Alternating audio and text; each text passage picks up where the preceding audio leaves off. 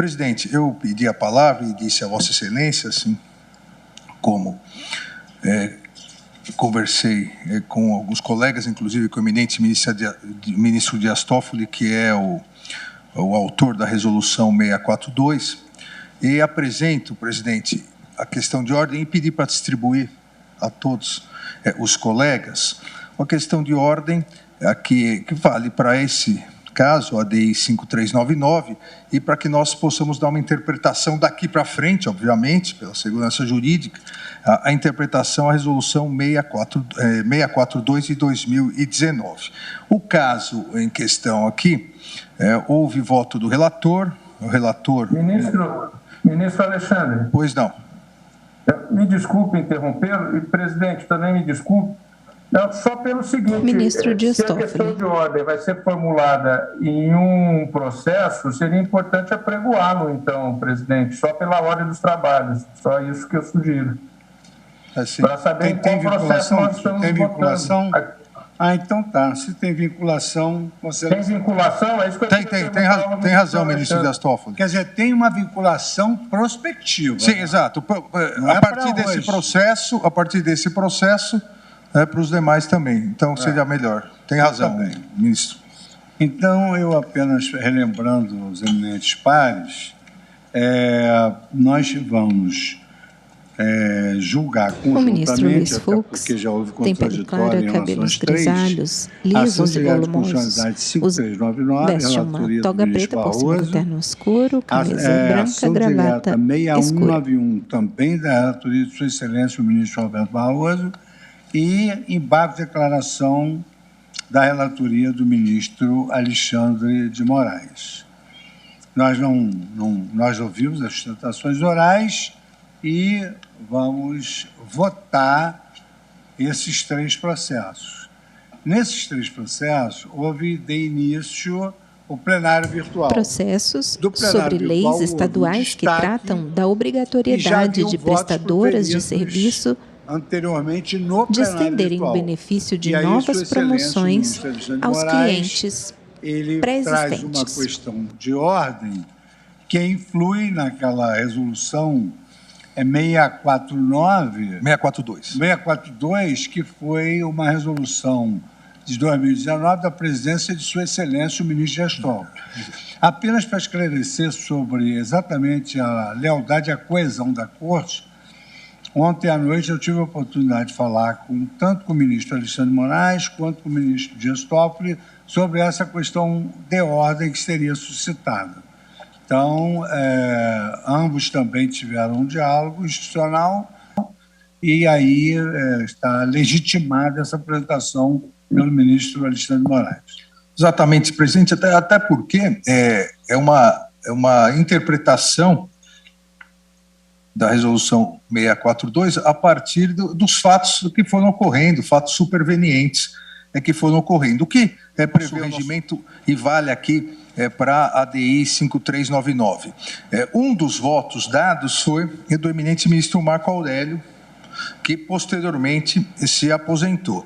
E o regimento interno estabelece no artigo 21b que, no caso de pedido de destaque, o relator encaminhará o processo ao órgão colegiado competente para o julgamento presencial, com publicação da nova pauta. E a resolução 642 estabelece que, nesse caso do destaque, seja feito por qualquer ministro, seja feito por qualquer das partes, desde que o relator defina, o julgamento será reiniciado. Tanto que aqui nós sempre verificamos, como no presente caso, o relatório, sustentações orais, então não há nenhuma novidade nisso. Ocorre, presidente, que, e essa questão que proponho, o julgamento será reiniciado e a ideia de que possa ser reiniciado por destaque de qualquer dos colegas é exatamente permitir uma maior discussão é um tema em a ser discutido presencialmente. Sobre leis estaduais, mas esse reinício que tratam da obrigatoriedade de prestadoras de serviço de estenderem o benefício de novas promoções aos clientes e aqui é o artigo 941, parágrafo 1º do Código de Processo Civil, que adota a mesma sistemática do nosso regimento interno, artigo 134, parágrafo 1º, no sentido que mesmo o recomeço do julgamento, ele deve manter voto proferido no caso de aposentadoria ou outro motivo de cessação do exercício do cargo. Diz aqui o Código de Processo Civil, que Vossa Excelência foi o grande coordenador do Código de Processo Civil, diz aqui exatamente isso. E em verdade, é uma prática que nós já utilizamos na questão de vista, por exemplo, seja a aposentadoria de ministros, o ministro que sucede à cadeira não se manifesta. E me parece que a adequação legislativa aqui de interpretação do artigo 941, parágrafo 1º, também é necessária, porque diferentemente de todos nós que permanecemos, o ministro que já votou, ele não pode defender o seu posicionamento. Então, uma vez dado o voto, a aposentadoria, ou como aqui se diz, qualquer outro motivo de cessação do exercício do cargo, deve ser, a meu ver, mantido o voto do ministro que já proferiu e que não pode debater e defender o seu voto. Então, presidente, eu fiz um resumo para não gastar muito tempo do plenário. A questão de ordem é exatamente no sentido do plenário fixar o entendimento, assim como ocorre nas vistas, quando se pede vista, fixar o entendimento da validade do voto proferido por qualquer dos ministros que posteriormente se aposente ou, por qualquer outro motivo, cesse o exercício do cargo, mesmo nos casos de destaque.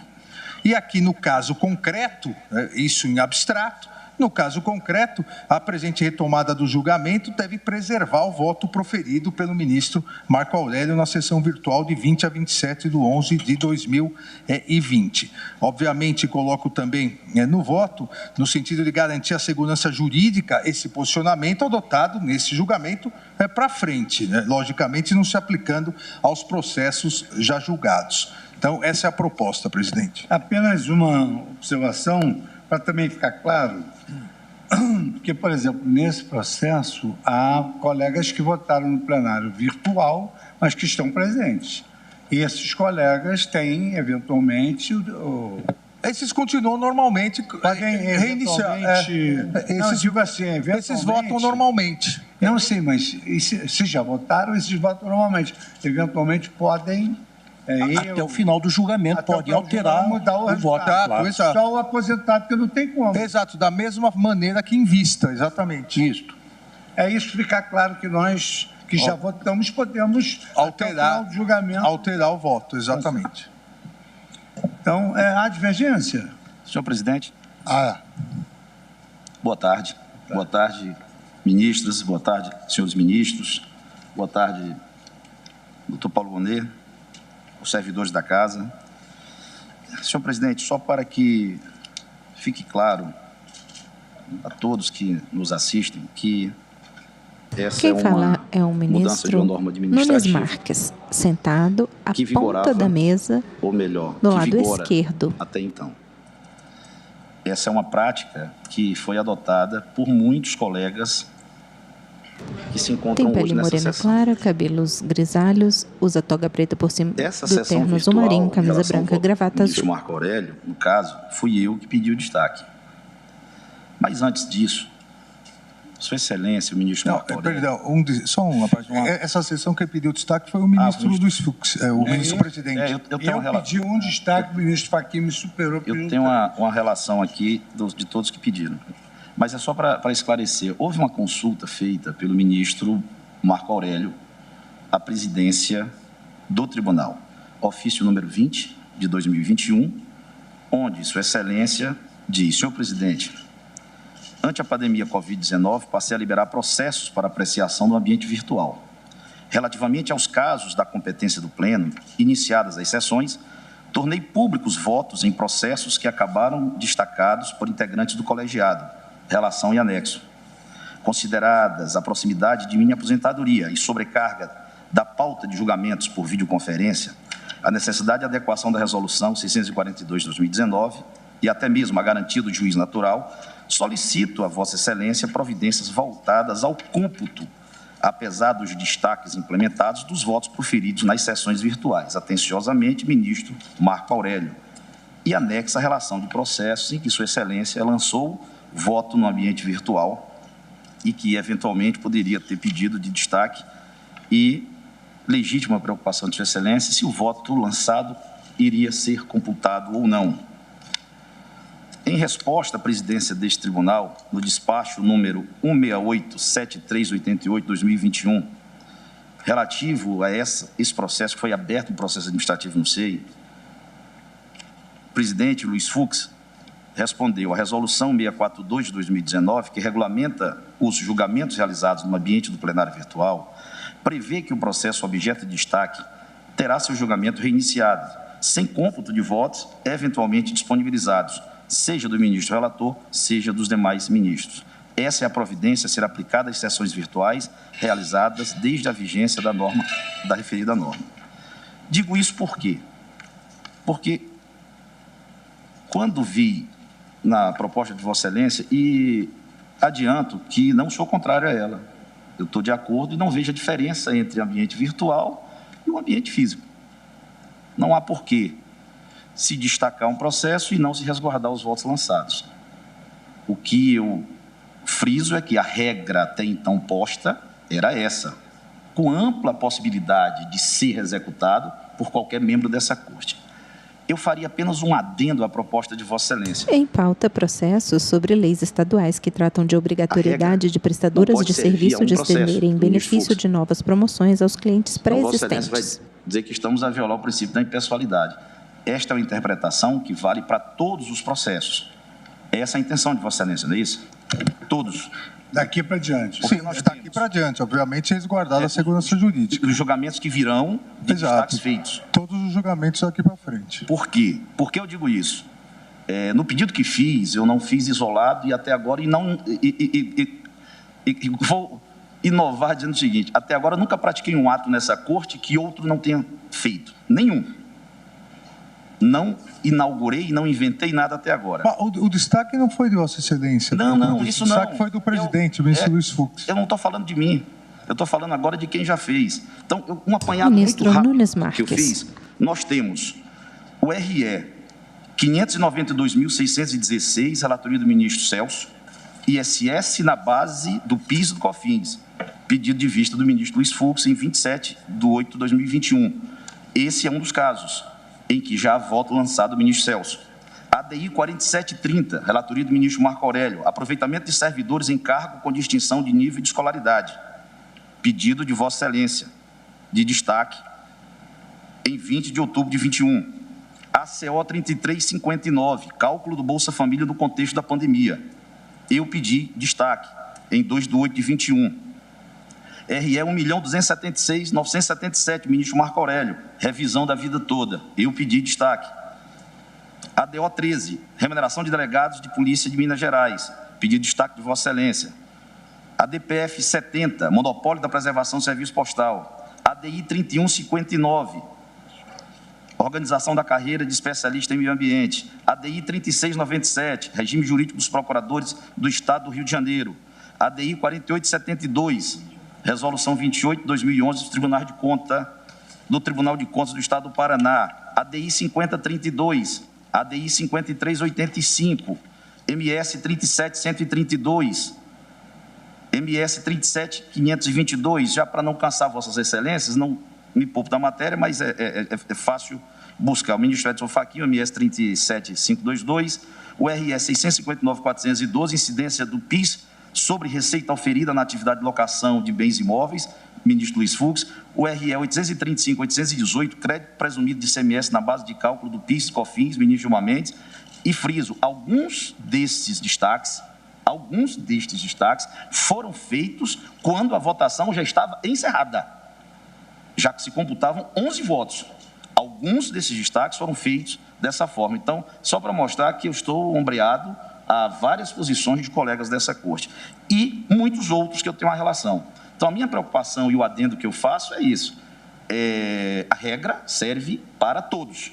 Então, todos estes processos que eu não concluí a enumeração, são 21 aqui que eu consegui rapidamente buscar, que foram pedidos destaques no ambiente virtual e que já há voto lançado do ministro Celso de Mello e do ministro Marco Aurélio, seguirão a regra, se eventualmente aprovada, de hoje. Ou seja, os votos lançados em todos eles valerão. Exato. É isso? Exato. O que já foi julgado... Foi julgado. Julgamento encerrado. Ministro Alexandre. Mesmo que o destaque não tenha considerado o voto dos ministros aposentados, já foi julgado. O que vier a ser julgado, a regra a partir de agora. Exatamente, ministro. Eu estou de acordo. Presidente, eu só queria fazer um esclarecimento que o ministro Luiz Fux Nunes Marques destacou e tem razão. Me foi feita uma consulta pelo eminente ministro Marco Aurélio. Ele gostaria que os votos dele fossem computados.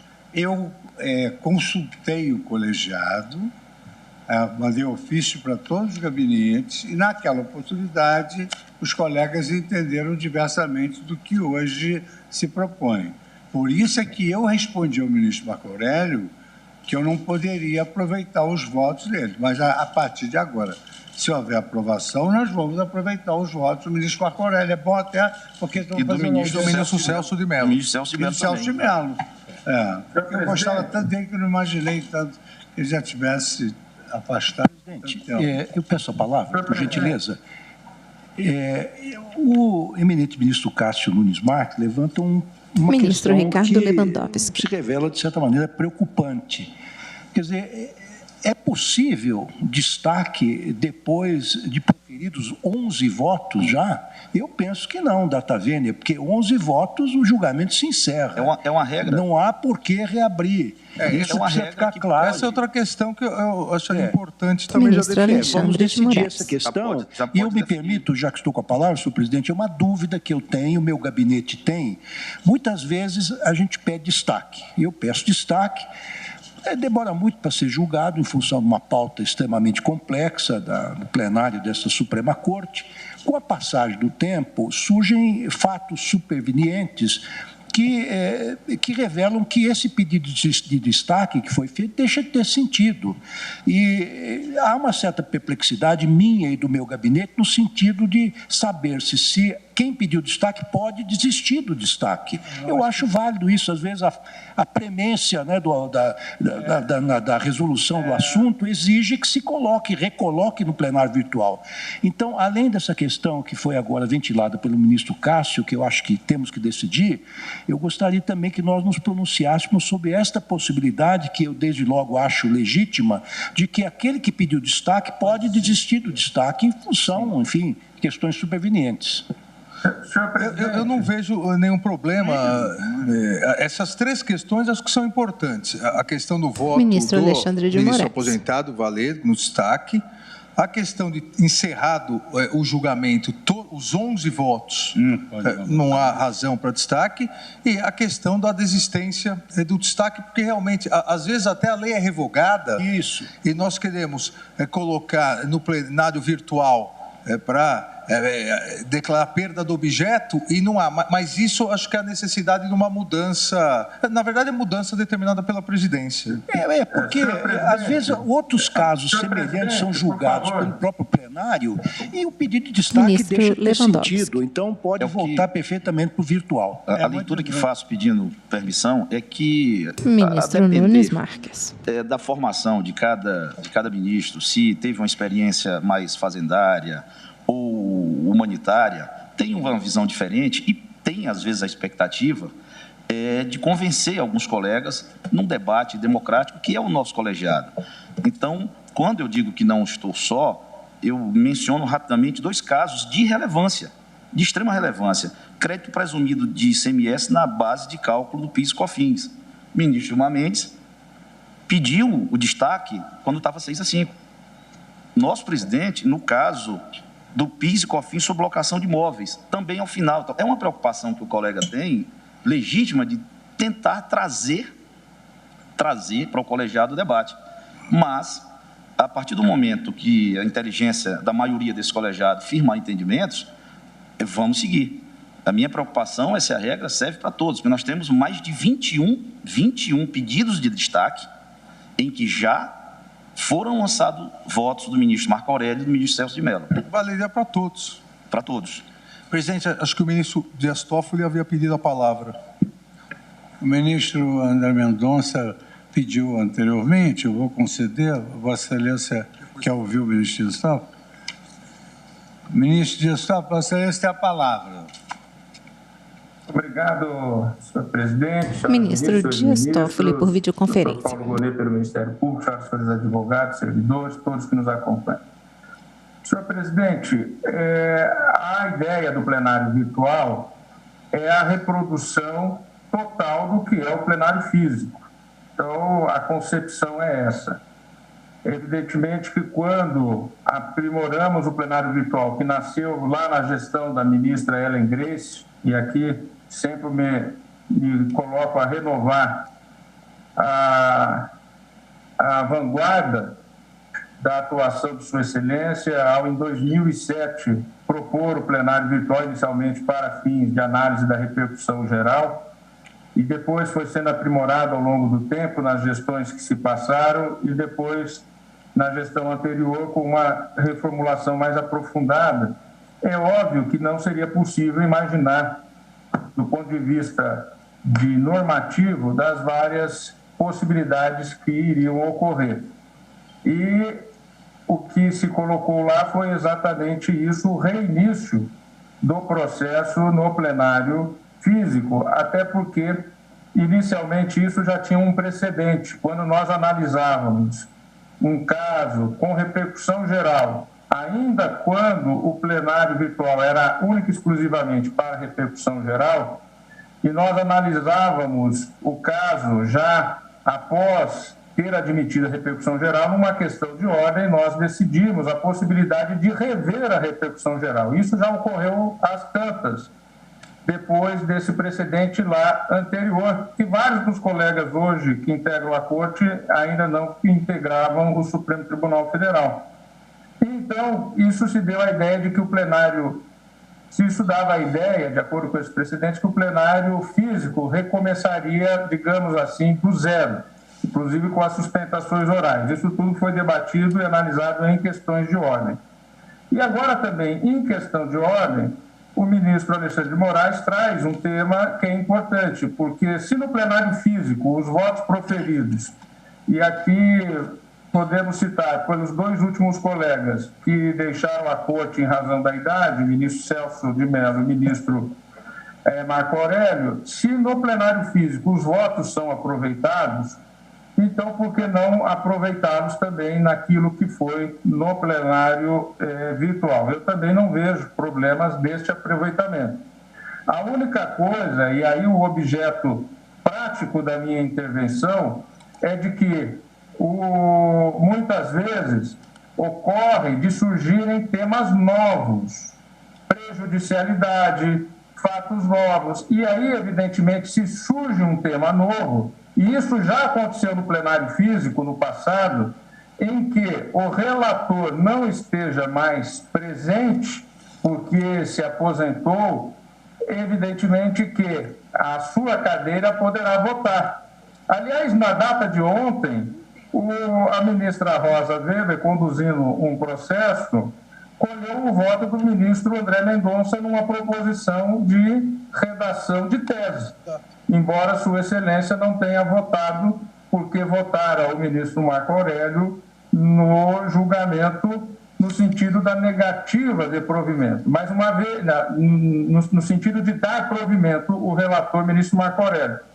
Mas uma vez a maioria tendo negado o provimento, ou seja, diferindo da posição do relator, e tendo aquela posição de que todas as cadeiras, mesmo as que votarem em um sentido ou em outro, no fim, ao fim e ao cabo, votam quanto à tese, Sua Excelência Ministra Rosa Weber, de maneira correta e adequada, deu a palavra à cadeira do ministro André Mendonça, que foi precedido na cadeira pelo ministro Marco Aurélio, para que ele votasse a tese. Ou seja, pode ser que surjam casos novos durante um julgamento em que já houve a votação. Então, aí, a cadeira há de se fazer presente. A cadeira há de ter a possibilidade de julgar uma eventual prejudicialidade, uma questão de ordem que seja proposta por um dos colegas. Nesse sentido, senhor presidente, a proposição que eu faço agora, e dirigida mais diretamente ao ministro Alexandre de Moraes e aos colegas, e ao ministro Alexandre por seu proponente, é que, uma vez, parece que, embora não esteja no plenário físico, mas captando aqui as discussões, que não haverá maiores divergências quanto à proposição, é que nós, então, formulemos um aprimoramento na resolução. Por que isso é importante? Para que também, não só nós, mas as partes, os advogados, o sistema de justiça, Ministério Público, Advocacia Pública Privada e Defensoria tenham conhecimento dessa sistemática. Então, a minha proposição, ao fim e ao cabo, é que nós possamos, já com a experiência que temos vivido, é que nós façamos um aperfeiçoamento da resolução, já prevendo isso, que no surgimento de fatos novos a cadeira poderá falar, mas que fica preservado o voto já proferido. Eu penso que talvez seria a saída adequada e não só uma questão pontual, numa questão de ordem, num processo que, embora vá valer para os casos que venham a ser pautados no presencial agora, os futuros, mas que todas as partes do sistema de justiça já tenham conhecimento. Isso, em uma semana, é possível de ser feito uma adequação dessa resolução. É a minha proposição. Sempre lembrando da possibilidade de a cadeira falar se surgir fatos novos. Presidente, acho que as duas questões são complementares. Ministro a votação Alexandre da questão de Moraes. ordem, que é uma questão jurisdicional, já decidindo a partir de agora, daqui para frente, os votos são válidos. Processos sobre leis estaduais que tratam da obrigatoriedade de prestadoras de serviço de estenderem benefícios de novas promoções aos clientes pré-existentes. Ressaltou o eminente ministro Dias Toffoli, o plenário virtual é o avatar, né, para usar um termo moderno aqui, o avatar do plenário físico. Então, se o plenário físico é possível, como ontem a ministra Rosa concedeu a palavra ao eminente ministro André para votar, no plenário virtual a mesma coisa. Então, já decidida, se a maioria assim decidir pela questão de ordem, já valendo para os casos concretos, se Vossa Excelência concordar, eu e o ministro Toffoli, se o ministro Toffoli também concordar, podemos elaborar uma redação para especificar melhor. Eu fico à disposição, se o ministro Toffoli entender, por bem, Vossa Excelência. Não, eu, na qualidade de presidente, eu vou receber com bom grado os subsídios dos colegas e baixo uma outra resolução. Pois não. Exatamente, a ideia era essa, mandar a Vossa Excelência a contribuição. Presidente, Vossa Excelência me permite uma intervenção rápida? Eu ouvi com atenção a intervenção do ministro Toffoli, acho que Sua Excelência tem toda a razão. Eu estou apenas imaginando o seguinte: o jus postulante de qualquer parte, seja num processo subjetivo, seja num processo objetivo, ele adquire uma feição final no momento em que se inicia o julgamento. Ministros debatem questão de ordem sobre validade de votos apresentados no plenário virtual. Petição inicial formulada. Então, em julgamentos reiniciados no plenário presencial. Emite um julgamento, né? Ele profere um voto, ele o fez com base na petição inicial que acabou estando perfeitamente configurada no momento do início do julgamento. É certo que podem surgir fatos novos, fatos supervenientes, fatos de natureza prejudicial que podem levar até a perda de objeto da ação. Então, neste caso, eu penso que o juiz que substitui o ministro aposentado, evidentemente, poderá se pronunciar sobre este fato superveniente, mas não mais sobre aquilo que estava na petição inicial. Essa é uma questão. Segunda questão, senhor presidente, é o seguinte: nós discutimos longamente aqui, me lembro disso, que a tese, nas ações de caráter objetivo, as teses constituem inovações. Isto não está previsto na lei, não está previsto na Constituição, em lugar nenhum. Quer dizer, eu defendi sempre essa posição de que não se deveria ter elaborar uma tese nas ações de caráter objetivo. Ministros debatem questão de ordem sobre validade dos votos apresentados no plenário virtual em julgamentos reiniciados no plenário presencial. Quem fala é o ministro Ricardo Lewandowski. Nas ações de caráter objetivo e não subjetivo, na repercussão geral, a tese é de rigor. Mas nas objetivas nós começamos, por uma praxe nossa, elaborar uma tese. Então, essa é a segunda questão.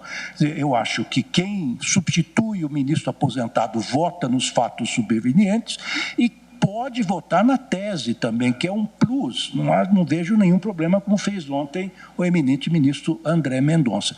Mas o que me parece importante agora é definirmos a proposta do eminente ministro Alexandre Moraes, quer dizer, quem já votou e se aposentou, esse voto até porque é um ato regimentalmente perfeito, ele deve ter sem nenhum vício, não há por que desconsiderá-lo. Então, essa questão, nesse caso, eu acho que a Corte, nessa questão de ordem, já pode se pronunciar. E eu ficaria muito satisfeito se a Corte respondesse a essas duas questões que foram formuladas agora. Primeiro, aquela do ministro Cássio Nunes. Uma vez completados os 11 votos, se esta votação é definitiva ou não. E a outra questão que eu formulei, peço que a Corte se pronuncie, se for possível, no sentido da viabilidade da desistência de um pedido de destaque. É isso, presidente. Senhor presidente. O ministro André Mendonça, com a palavra. Minhas saudações a Vossa Excelência, aos eminentes Ministro André Mendonça senta-se à direita, na ponta da mesa, em formato de letra U invertida. Sobre a questão de ordem, eu adianto minha discordância, logicamente com as devidas vênias, não só o proponente, mas aqueles que, porventura, se alinham a esse entendimento. Manifesto minha concordância com esses dois pontos, mas não com a questão central. Por quê? Para mim é uma questão de constitucionalidade, de contraditório e de ampla defesa. Eu estou tratando aqui de um prosseguimento de julgamento ou é um novo julgamento? Se é um prosseguimento de julgamento, eu não tenho mais sustentação oral, eu não tenho mais esclarecimentos que eventualmente possam ser feitos aqui em matéria de direito.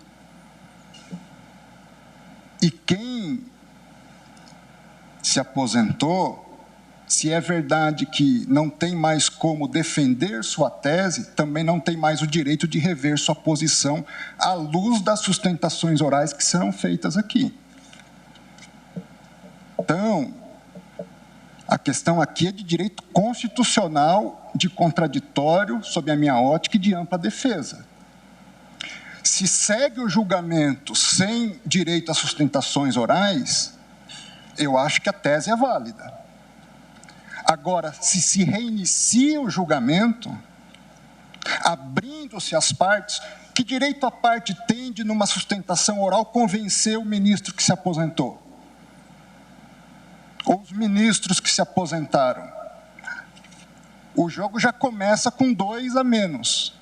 Ministros debatem questão de ordem sobre validade de votos apresentados no plenário virtual em julgamentos reiniciados no plenário presencial. Eu não vejo com justiça, não acho que traga segurança jurídica, e digo isso com muita tranquilidade, porque, salvo engano, não pedi destaque até o presente momento. Eu costumo pedir vistas para meditar sobre o assunto, porque entendo que, até em respeito, às vezes, aos votos que já foram lançados. Agora, uma vez trazido aqui, não é questão de quem vai julgar, é do direito da parte de trazer a sua tese perante o Supremo Tribunal Federal. Ela não terá direito de trazer sua tese a todos os ministros. Então, se vencido, eu peço que se consigne minha divergência em relação à questão de ordem. Agora, de toda maneira, quando o processo entra no plenário virtual, o advogado ele tem direito. Exato, presidente. A sustentação. Com todo respeito ao posicionamento do ministro. Mas nem todos sustentam. Nem todos de nós temos tempo para fazer a devida atenção nas sustentações orais que estão no plenário virtual. Não, isso eu não concordo. Desculpe, ministro André. O meu gabinete tem tempo de verificar todas as sustentações orais. Não é o gabinete, são os ministros do Supremo Tribunal Federal. Eu ouço todos. A verdade é que é uma mera liberalidade nós novamente deixarmos a sustentação oral. Não é liberalidade sob a minha ótica. É porque não há nenhuma previsão constitucional ou legal nisso. E também os ministros Alexandre de Moraes e André Mendonça estão lado a lado. Desculpe, eu não vou interromper. Palavra comigo. Presidente, é uma mera liberalidade a repetição. Aqui já foi discutido, inclusive, isso pode ficar para uma outra oportunidade, é que o destaque deveria ser colocado em julgamento antes dos votos o destaque, porque a partir dos votos, quando a parte vem aqui, já sabe quem votou. É uma inversão. Então, uma mera liberalidade. A parte já teve oportunidade de fazer sustentação oral, o contraditório já foi satisfeito e, obviamente, os ministros que votaram devem ter respeito àqueles ministros que se aposentaram. O ministro já votou, já analisou. Então, presidente, eu insisto que votemos e, obviamente, a maioria saberá decidir o que for melhor. Por favor, senhor presidente, não é questão de respeito aos ministros que se aposentaram. Ministro André Mendonça. Respeito, meu ponto foi respeito às partes. Se o Supremo Tribunal Federal nós entendermos que, então, já se fez a sustentação oral e não se segue a sustentação oral, eu concordo com a questão de ordem.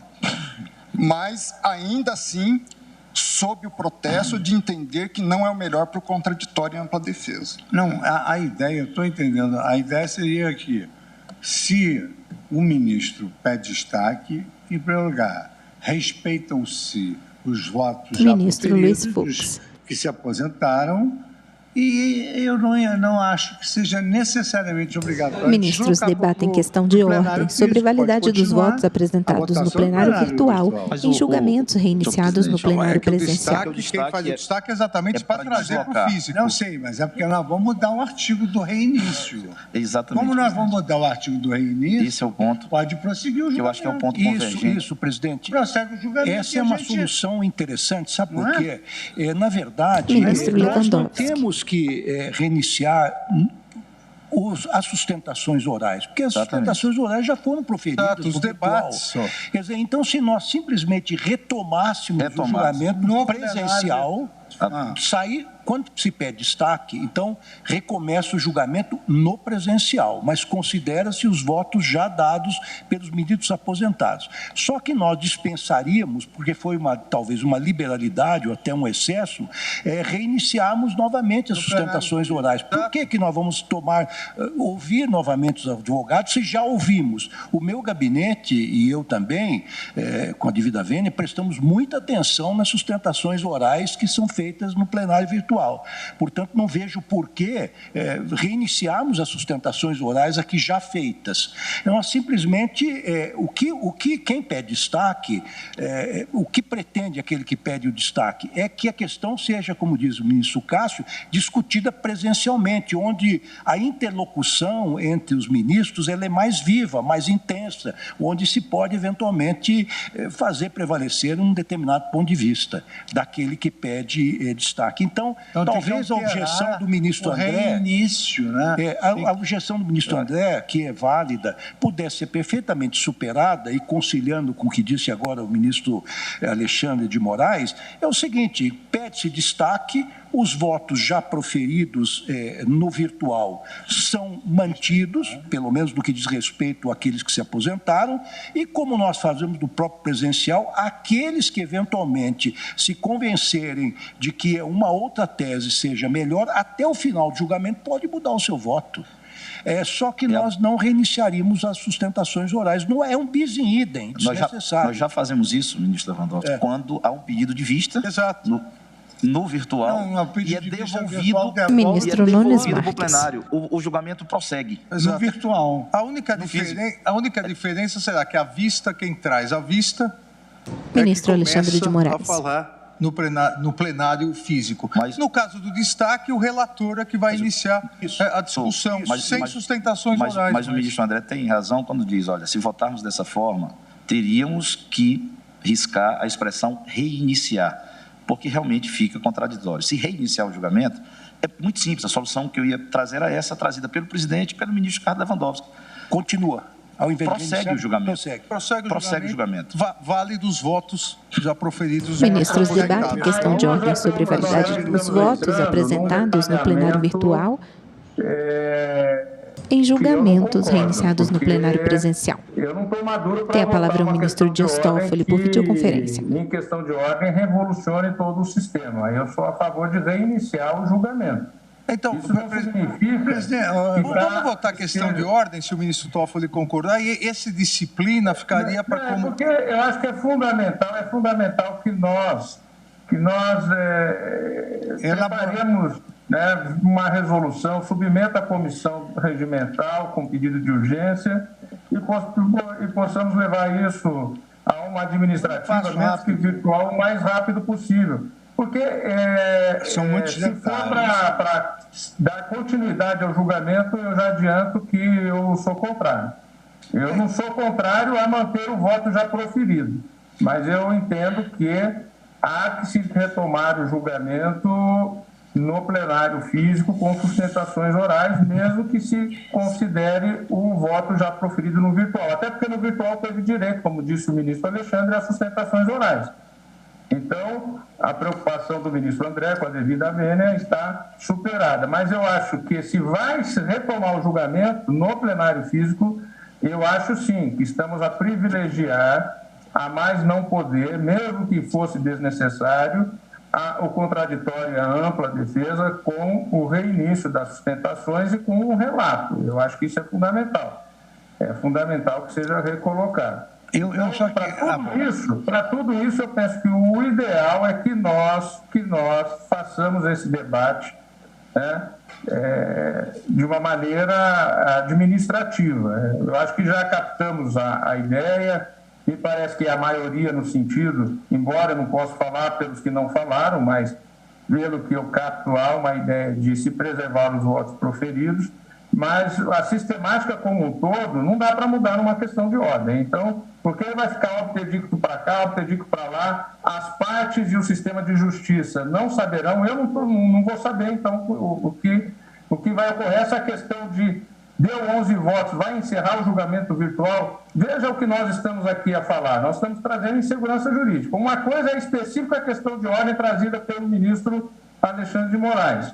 As outras questões que estão sendo colocadas só há uma maneira de nós discutirmos, e isso é uma questão administrativa, é uma questão normativa do tribunal. Então, porque senão eu vou ter que pedir vista aqui para analisar essa questão de ordem, ministro Alexandre, porque ela está dando uns debates, ela está indo para um encaminhamento que aí eu não concordo. Ministro Toffoli, se permite, eu também entendo que é necessário, até porque trouxe somente isso, os colegas, vamos voltar à questão de ordem, a questão de ordem em relação à validade dos votos dos ministros que se aposentaram nos termos do Código de Processo Civil, e, na sequência, o presidente analisa a necessidade administrativa de alteração da resolução. Essa é a minha proposta, ministro Lewandowski. E aí os colegas me mandariam, cada um... Exato. E eu ainda não ouvi a ministra Rosa, que ainda vai trazer a sua sugestão também. Não, presidente, vou facilitar, eu vou também sugerir a Vossa Excelência que coloque em julgamento a questão de ordem e que nós nos atenhamos à questão de ordem.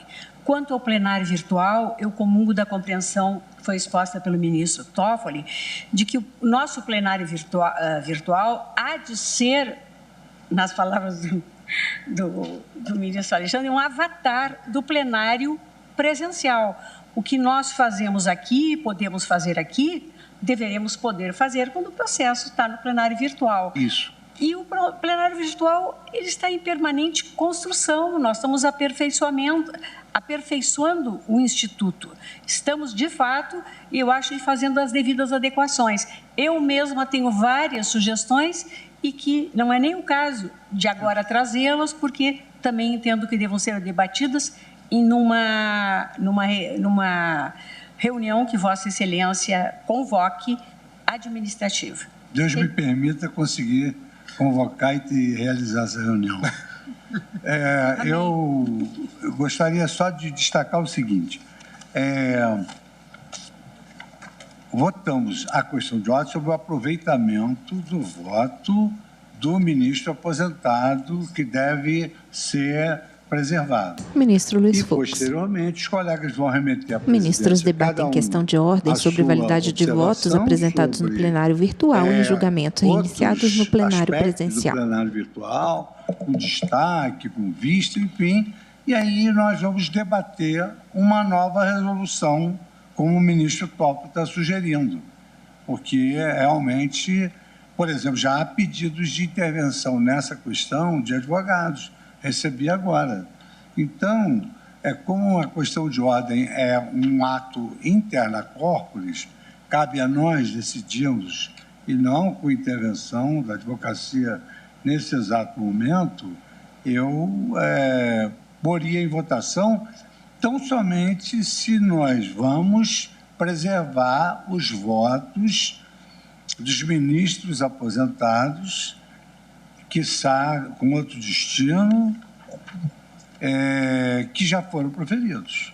E o sucessor na cadeira fica, então, impedido de votar, como de regra. Depois nós sabemos aqui que até vencido pode votar a tese. Então, isso não é problema nenhum. Eu vou colher os votos para ficar bem claro aquilo que nós estamos dizendo.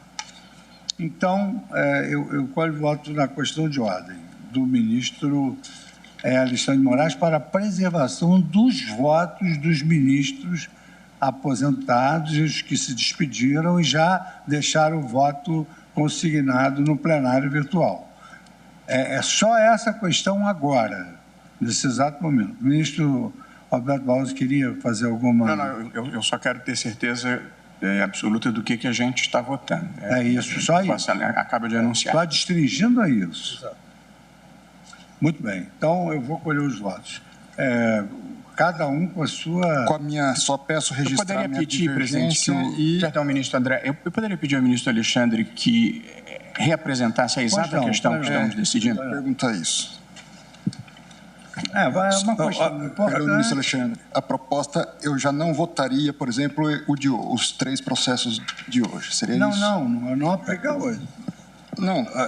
Hoje aplica hoje. Se aplica. Aplica o processo de hoje. Exatamente. Tá. Então, propõe a questão de ordem no sentido do plenário fixar o entendimento da validade de voto proferido por ministro, posteriormente aposentado, ou que eu nem coloquei, mas nos termos do Código, aposentado, ou outro motivo de cessação do exercício do cargo, mesmo em caso de destaque. E agora, no caso concreto, que apresente retomada do julgamento, preserve o voto proferido pelo ministro Marco Aurélio na sessão virtual de 20 a 27/11. Considerando que esse encaminhamento implicaria uma inovação na prática da Corte, em casos de migração do plenário virtual para o ambiente convencional, proponho, no sentido de garantir a segurança jurídica, que esse posicionamento passe a ser adotado a partir do presente julgamento para frente, logicamente não se aplicando aos processos já julgados. Essa é a questão. Ministro Alberto Barroso está esclarecido? Então, vamos tomar os votos. Tomar os votos, acho que todos já tiveram a oportunidade de se manifestar, vamos tomar os votos. Então, como vota o ministro André Mendonça? Senhor presidente, eu, com a devida vênia... Só nessa questão. Com a devida vênia, eu divirjo do eminente proponente. Pois não. Ministro Cássio Nunes Marques, como vota Vossa Excelência?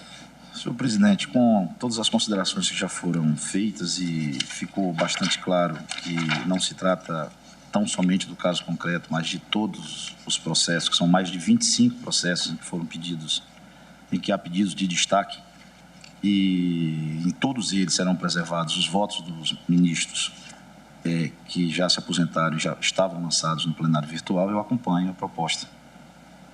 Não tenho divergência. Agora, como vota o ministro? Essa lista aqui, ela está... Edson Fachin. Essa lista está toda confusa. O ministro Fux mostra um papel. Como vota o ministro Luiz Edson Fachin?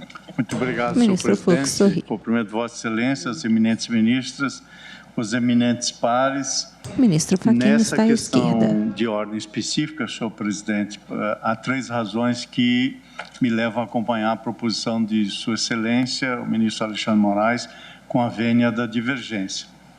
A primeira dessas razões é um horizonte que sempre defendido, a simetria ministros entre plenário votam virtual e questão de plenário ordem físico, sobre portanto, validade dos votos de ministros aposentados em julgamentos reiniciados no plenário presencial. De uma ou de outra ambiência.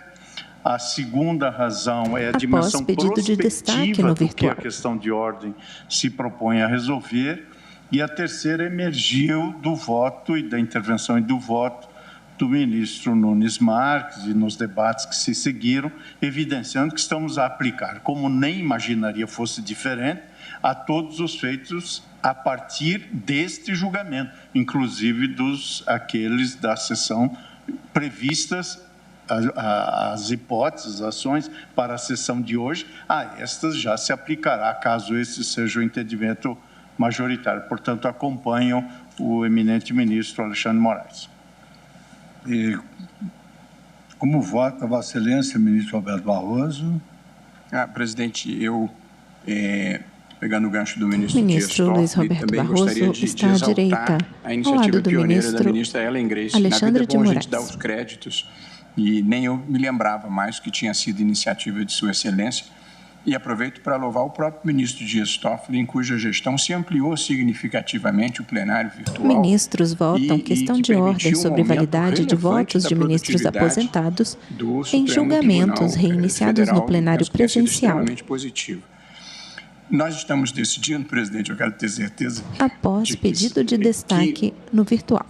Tendo um ministro votado no plenário virtual, supervenientemente se aposentado, havendo pedido de destaque para reinício do julgamento em plenário físico, aquele voto dado pelo colega que se aposentou é computado. É essa a questão de ordem. Eu estou de acordo com ela. Como vota Vossa Excelência, nossa vice-presidente, ministra Rosa Weber? Obrigada, presidente. Eu acompanho integralmente a proposta do ministro Alexandre de Moraes. Como vota Vossa Excelência, ministra Carmen Lúcia? Dias Toffoli, não é anterior? Ministro Dias Toffoli? Não sei se ele está mais. Mas posso votar, cumprimentando. Depois ele volta, ele sai, caiu a rede. Pois não. Cumprimentando Vossa Excelência, os senhores ministra ministros, Carmen Lúcia senta-se à esquerda, ao lado da ministra Rosa. Vice-procurador-geral presente nesta sessão, senhores advogados e os senhores servidores, também eu, senhor presidente, acompanho integralmente a formulação apresentada na proposição do ministro Alexandre de Moraes, a quem acompanho. Como vota Vossa Excelência, nosso vice-presidente? Senhor presidente, pedido vênia ao ministro André Mendonça, eu acompanho o ministro Alexandre de Moraes. E eu também não tenho aqui no nosso vídeo o ministro Gilmar Mendes. Bom, eu, à míngua da possibilidade do ministro Gilmar Mendes votar, eu também pedido vênia a Vossa Excelência, ministro André Mendonça. Eu acompanho a questão de ordem levantada pelo ministro Alexandre de Moraes. Com isso, nós temos o seguinte placar, porque nós temos 2 votos faltantes. O ministro Dias Toffoli...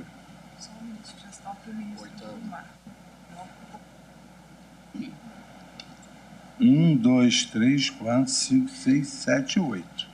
Então, temos 8 votos acolhendo a questão de ordem e um voto divergente, fica aprovada a questão de ordem. suscitada, o que me imporá modificar, já autorizado pelo plenário, esse aspecto do acrescentar um parágrafo que é possível acrescentar até no artigo 4º. Ministros votam questão de ordem sobre validade de votos de ministros aposentados em julgamentos reiniciados no plenário presencial após destaque no virtual. Mantidos. A redação não é difícil. Agora, evidentemente que fica aberto aos colegas me sugerirem essas outras que vale a pena que nesse exato momento, vale a pena que não demorem. Então, fica aprovada essa questão de ordem, inclusive para o presente julgamento. Então, no presente julgamento, só para eu ter uma ideia, no presente julgamento são 3 ações declaratórias. Aqui, nesses julgamentos, já houve voto de algum ministro aposentado? Nesse aqui, o ministro Marco Aurélio. Sim. Só, então, só para informar o plenário também, na ação direta com constitucionalidade 5399, que é a da Associação Nacional de Operadores Celulares, já houve voto do ministro Marco Aurélio. Já houve o voto do ministro Marco Aurélio. Então, está computado o voto, o sucessor na cadeira é o ministro André Mendonça, Vossa Excelência, então, nesse caso, não vota. Bem, então eu passo a palavra ao ministro Luiz Roberto Barroso, que é o relator da ação direta de constitucionalidade 5399 e ação direta de constitucionalidade 6191. Posteriormente, eu vou passar a palavra ao ministro Alexandre de Moraes, que é relator dos embargos de declaração. E a votação se dará como ontem nós esclarecemos. Ministro Roberto Barroso, ministro Alexandre de Moraes e ministro Edson Fachin. Muito bem. E, portanto, eu vou votar conjuntamente nos meus 2. Tá bem. E depois votarei no ministro Luiz Roberto Barroso. Alexandre.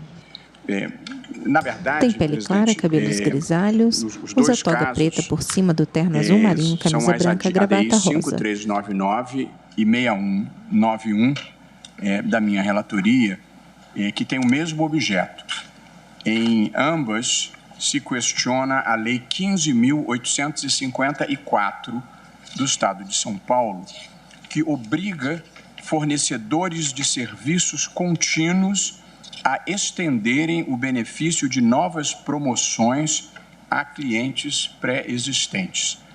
É fácil de explicar. A lei classifica como prestadores de serviços contínuos, entre outros, mas essencialmente, as concessionárias de serviços públicos, telefonia, energia elétrica, água, gás, as operadoras de TV por assinatura, os provedores de internet, as operadoras de plano de saúde e o serviço privado de educação. Então, o que a lei faz é estabelecer que se qualquer um desses prestadores de serviço der um benefício promocional para atrair novos clientes, esse benefício dado para atrair novos clientes tem que ser automaticamente estendido aos clientes que já existem em relação àquele serviço. E se não o fizerem, prevê a lei, estão sujeitos a uma série de penalidades de natureza pecuniária. Dos preliminares aqui, presidente, que cumpre enfrentar, embora brevemente, a primeira das ações, a 5399, foi ajuizada pela Associação Nacional das Operadoras Celulares, a ACEL, foi aqui representada pelo doutor Saul Tourinho. E a ação 6191 foi ajuizada pela Confederação Nacional dos Estabelecimentos em pauta, processos sobre leis estaduais que tratam da obrigatoriedade de prestadoras de serviço de estenderem benefício de novas promoções aos clientes pré-existentes. Pelo doutor José Roberto Kovac. Aqui, em relação à legitimidade, é preciso fazer um recorte importante, porque a lei atinge diversos fornecedores de serviços, mas a ACEL só representa os prestadores de serviços de natureza celular. E a Confederação Nacional dos Estabelecimentos de Ensino, a CONFENEM, só representa os serviços de educação.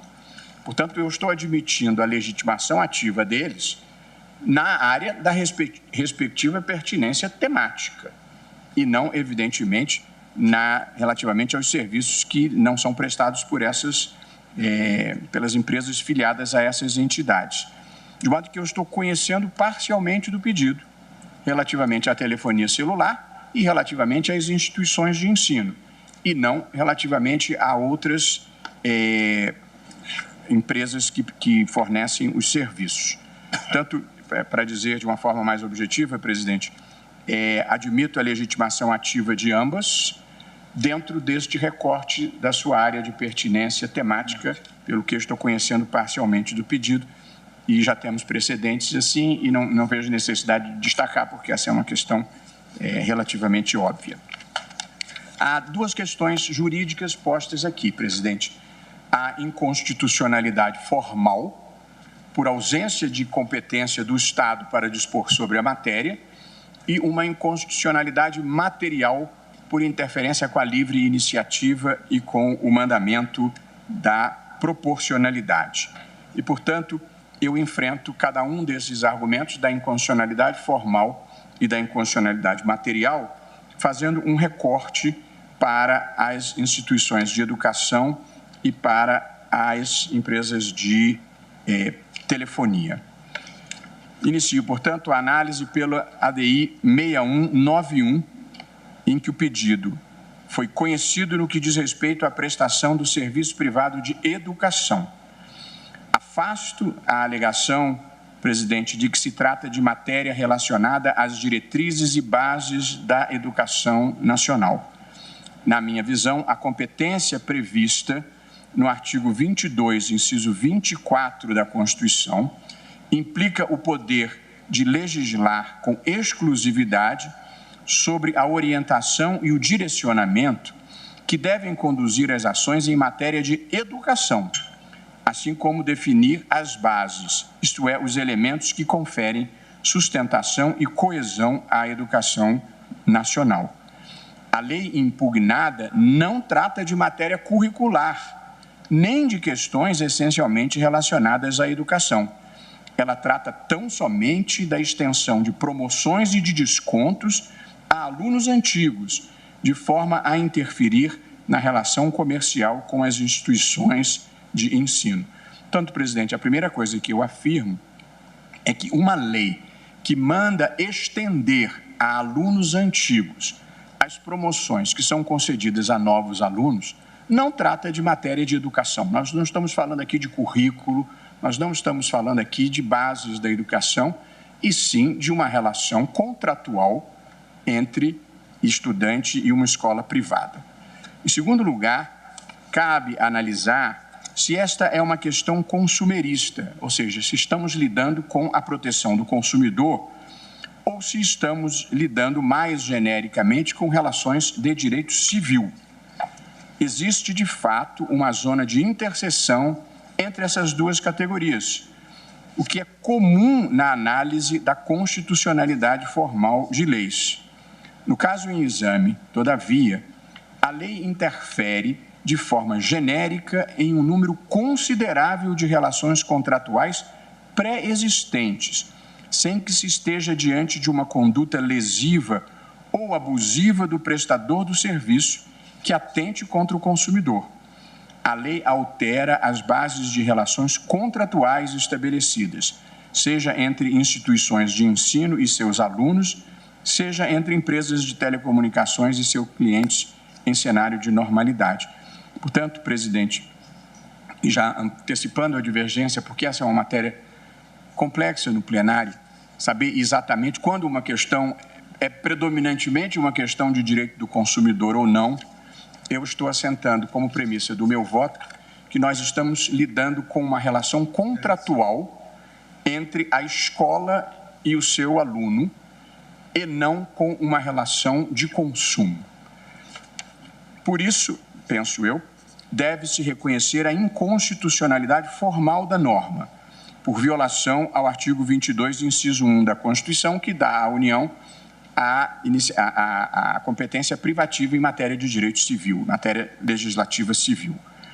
O plenário do Supremo examinou questão semelhante em julgamentos recentes, que discutiram a constitucionalidade de leis estaduais que determinavam a concessão de descontos nas mensalidades da rede privada de ensino durante o plano de emergência da Covid-19.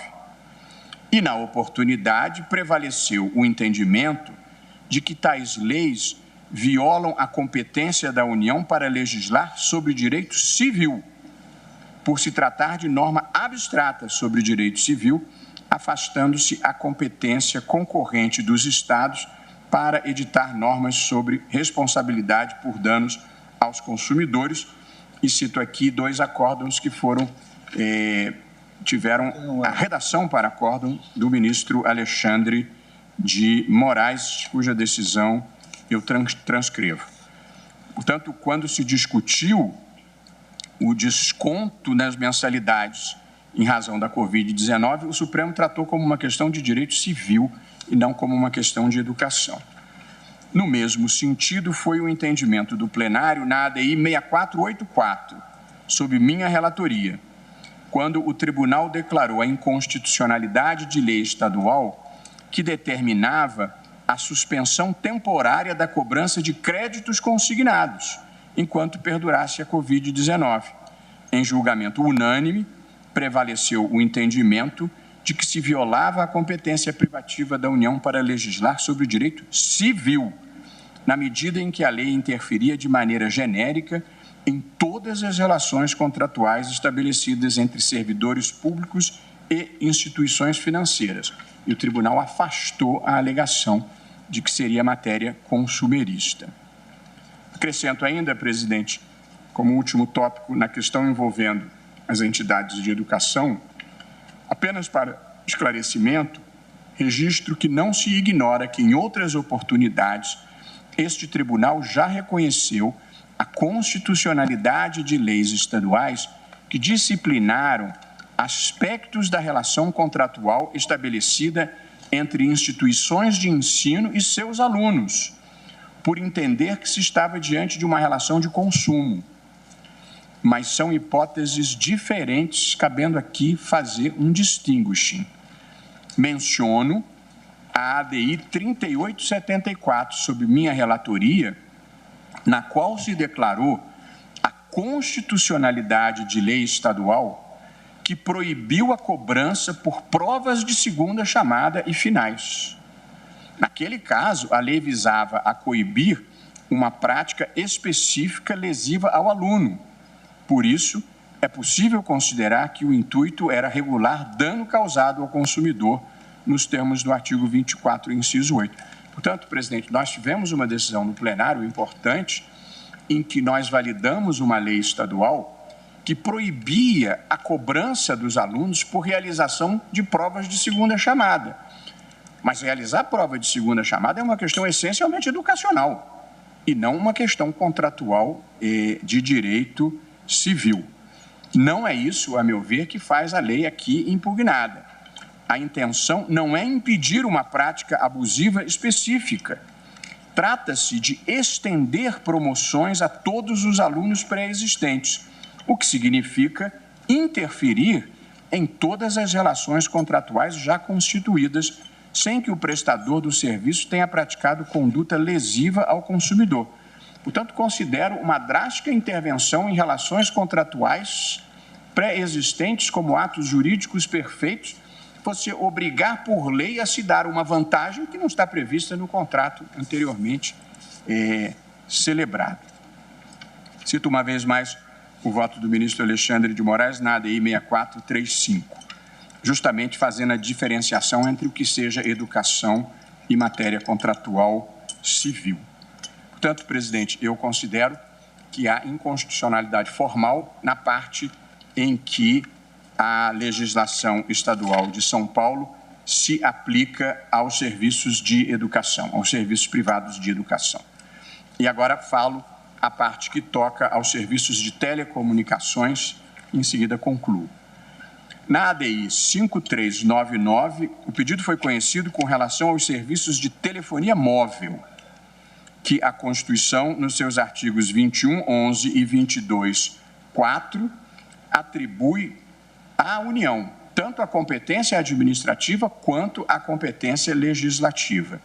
Esses dispositivos são claros ao afirmar que cabe à União privativamente explorar os serviços de telecomunicações e legislar a respeito de tais serviços. E entre eles se encontram os serviços de telefonia móvel. A Constituição atribui também ao poder público a obrigação de legislar sobre, aspas, o regime das empresas concessionárias e permissionárias dos serviços públicos, bem como sobre os direitos dos seus usuários. É o que diz o artigo 175, parágrafo único, incisos 1 e 2, e não há dúvida de que os serviços de telefonia são serviços concedidos. Assim, o Estado de São Paulo, ao editar a Lei Estadual 15.854 e criar a obrigação para as concessionárias de serviços telefônicos móveis de estender aos clientes antigos as promoções oferecidas aos novos clientes, violou formalmente a Constituição por usurpação de competência de outro ente federativo. A legislação estadual interfere no equilíbrio econômico-financeiro de contratos de concessão celebrados pela União com empresas privadas que são objeto de regulação específica. A regra de ouro deve viger tanto no gasto público como, tanto quanto possível, no gasto privado, é não se imporem ônus que não foram previstos contratualmente nem foram quantificados na equação econômica financeira do contrato. Portanto, eu considero, presidente, que em ambos os casos há inconstitucionalidade formal por incompetência do Estado para legislar tanto sobre direito civil quanto sobre telecomunicações. Adianto, em conclusão, que também considero que há inconstitucionalidade material por violação aos princípios da livre iniciativa e da proporcionalidade pelas razões que enuncio brevemente. Os dispositivos processos sobre leis estaduais que tratam de obrigatoriedade de prestadores de serviço de estenderem benefício de novas promoções aos clientes prestadores de serviços façam promoções e ofereçam descontos com a finalidade de angariar novos clientes, sem que isso signifique conduta desleal ou falha na prestação do serviço a clientes pré-existentes. No recente julgamento das ADPF 706 e 713, o plenário do Supremo entendeu que a imposição de descontos lineares e automáticos em contratos celebrados entre alunos e instituições de ensino, sem considerar as peculiaridades de cada relação, representava violação à livre iniciativa e à proporcionalidade. Na ocasião, a hipótese dizia respeito à concessão de descontos em razão da pandemia da Covid-19. Com a migração das atividades educacionais para plataformas virtuais, um conjunto de decisões que determinava a concessão de descontos para os alunos, ao argumento de que as instituições de ensino teriam tido uma redução de seus custos, foi declarada inconstitucional pelo Supremo Tribunal Federal e penso que as mesmas considerações desenvolvidas no precedente que acabo de mencionar são aplicáveis ao presente caso. A lei impugnada determina a extensão de descontos a clientes pré-existentes em uma situação de normalidade, isto é, de maneira independente do contexto da pandemia da Covid-19. Isso significa uma ingerência ainda mais relevante em relações contratuais previamente estabelecidas e, portanto, ofensa mais grave ao princípio da livre iniciativa. O ponto que quero demonstrar aqui, presidente, é que se mesmo durante a pandemia nós consideramos que um desconto linear a todos era inconstitucional, esta imposição, em situação de normalidade me parece mais inconstitucional ainda, porque promoção para angariar novos clientes é uma prática comercial legítima e, a meu ver, violaria a livre iniciativa impor-se ao empresário e à empresa, sempre que quisesse oferecer um benefício a novos clientes, o estendesse a todos os demais. Portanto, presidente, eu, como sempre faço, concluo como tese de julgamento a seguinte: o meu dispositivo julgo parcialmente procedente o pedido, declaro a inconstitucionalidade parcial do artigo 1º, parágrafo único, incisos 1 e 5 da Lei 15.854 de 2015 do Estado de São Paulo, com a fixação da seguinte tese de julgamento: é inconstitucional lei estadual que impõe aos prestadores privados de serviços de ensino e de telefonia celular a obrigação de estender o benefício de novas promoções aos clientes pré-existentes. É como voto, presidente. Notei o voto de Vossa Excelência, mas vou colher os votos depois do intervalo, porque vamos dar a palavra para o ministro Alexandre de Moraes, que só nos embarque de declaração vai fazer relatório e voto, e votamos já em bloco, a começar pelos destaques. Está bem, ministro? Está bem, ministro? Então, eu suspendo os trabalhos pelo tempo regimental para nós fazermos nossas audiências e voltaremos a seguir.